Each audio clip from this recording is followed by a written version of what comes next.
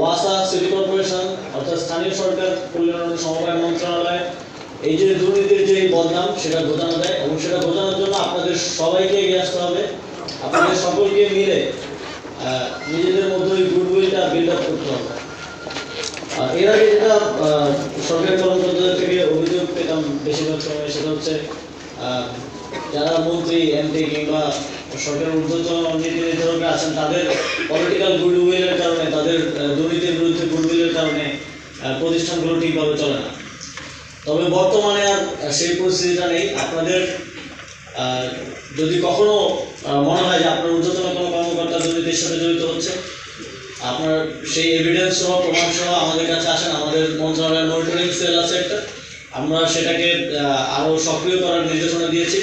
আপনারা তাদেরকে জানান, আমরা খুব দ্রুত সময়ের মধ্যে যথাযথ ব্যবস্থা গ্রহণ করব।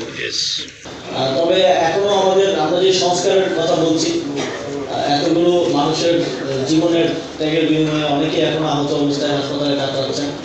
তাদের এই ত্যাগের বিনিময়ে আমরা বাংলাদেশে যেটা চাই একটা গুণগত সংস্কার, প্রাতিষ্ঠানিক সংস্কারের মাধ্যমে বাংলাদেশকে এমন একটা পর্যায়ে নিয়ে যাওয়া যেটা মানুষের মধ্যে একটা আশা সঞ্চয় করে। এই সংস্কারটা একদম আমাদের চিন্তাগত জায়গা থেকে করতে হবে, সকলের ব্যক্তিগত পর্যায় থেকে নিজের মধ্যে পরিবর্তনটা নিয়ে আসতে হবে। এখানে যখন আমি আসলাম যে শুরুতে ঢোকার সময় দরজায় আমার নিজের একটা ছবি লাগা, তো সেই চিন্তাগত সংস্কারটা আসলে কোথায় হলো? আগে এখানে শেখ হাসিনার ছবি থাকতো, এখন আমার এখানেও একটা ছবি আছে, এই যে এখানেও আছে আপনার ইয়ে। তো আমি অনুরোধ করবো যে এই বিষয়গুলোকে পরিহার করে চলবেন। সামনে আমি আমার